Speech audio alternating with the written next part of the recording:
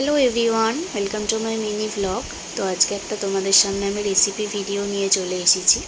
आज के आमी बानाबो चिंगड़ी माछेर मालाइकारी। तो आमार शोशुरमशाई बाजार थेके चिंगड़ी माछ एकेबारे काटिয়েই এনেছে। आमी एखन सेटाके भालो करे धुए निচ্ছি। तो मा एदिके आमाके नारकेलटा कुड़िয়ে दिते हेल्प करছে আর আমি এখানে লবণ হলুদ মাখিয়ে ভালো করে চিংড়ি মাছগুলোকে ভেজে নেব। তার জন্য আমি কড়াইতে সরষের তেল বসিয়ে দিয়েছি। প্রথমেই বলে রাখি কড়াইটা একটু অ্যাভয়েড করবে। এর আগেও আমি কয়েকটা রান্না করেছি, তার জন্য কড়াইটা এরকম অবস্থা হয়ে গেছে। তো ভালো মতো তেলটা গরম করেই আমি চিংড়ি মাছগুলোকে ছেড়ে দেব। তো চিংড়ি মাছগুলোকে কিন্তু আমি ভালো করে ভাজবো না, হালকা ভাজবো, বেশি চিংড়ি মাছ ভাজে না। এখানে নারকেলটাকে এবারে পেস্ট করে দেবে মা। নারকেলের দুধটা যেটা সেটা বার করতে তো হবে, তো এখানে মা পেস্ট করছে। তো আমি চিংড়ি মাছগুলোকে ভালো করে ভেজে নিচ্ছি। চিংড়ি মাছ ভাজলেই তেলটা না কিরকম ফেনা ফেনা হয়ে যায়। তো এই যে নারকেল পেস্ট হয়ে গেছে, এবারে আমি নারকেল থেকে দুধটা বার করে নেব।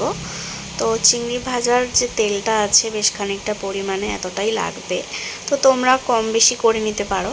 তো আমি এখানে পেঁয়াজ কুচিয়ে রেখেছিলাম, পেঁয়াজ কুচিটাকে দিয়ে দেব। তো আমি চিংড়ি মাছের মালাইকারিতে কোনো ফোড়ন দিই না, আমার ভালো লাগে না। তো পেঁয়াজগুলোকে ভালো করে লালচে করে ভেজে নেব। তারপর আমি এখানে আদা রসুন আর কাঁচা লঙ্কা বাটা সেটা দিয়ে ভালো মতো কষিয়ে নেব। পরিমাণ মতো লবণ হলুদ আর আমি এখানে কাশ্মীরি গুঁড়ো লঙ্কা অ্যাড করেছি। মশলাটাকে ভালোভাবে কষিয়ে নিতে হবে যতক্ষণ না কাঁচা গন্ধটা যায়। তো আমি এখানে টমেটো ব্যবহার করিনি, তার জন্য এখানে টমেটো সস ইউজ করেছি। তো দেখো কালারটা কত সুন্দর এসে গেছে। আমি এখানে চিনিও দিইনি কিন্তু। তো এই যে চিংড়ি মাছ ভাজাগুলোকে এবার দিয়ে আমি খুব ভালো করে কষিয়ে নেব যতক্ষণ না চিংড়ি মাছের ভেতরে মশলাগুলো ঢোকে। তো আমি এখানে ফ্রেশ ক্রিম দেব। তো তোমরা ফ্রেশ ক্রিমটা নাও দিতে পারো, আমার কাছে ছিল আমি তাই দিয়েছি। এটা দিলে ভালো একটা টেস্ট হয় খেতে আর কি। তো ফ্রেশ ক্রিমটা দিয়ে ভালো মতোভাবে কষিয়ে নেব আবারও। চিংড়ি মাছের মালাইকারি খেতে তো আমরা সকলেই ভালোবাসি। চিংড়ি মাছ তো আমার খুব ভালো লাগে খেতে, যে কোনো রেসিপি খুব ভালো লাগে। তো এই যে এখন আমি নারকেলের দুধটা যেটা বার করেছি সেটা দিয়ে ভালো মতোভাবে ফুটিয়ে নেব।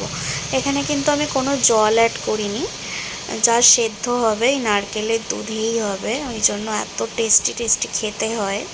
দেখো চিংড়ি মাছের মালাইকারি আমার একদমই রেডি। তো তোমরা চাইলে ধনেপাতাও দিতে পারো। তো তোমাদের যদি রান্নার ভিডিওটা ভালো লেগে থাকে অবশ্যই লাইক কমেন্ট করে দিও, আর তোমরাও বাড়িতে ট্রাই করো। টাটা বন্ধুরা।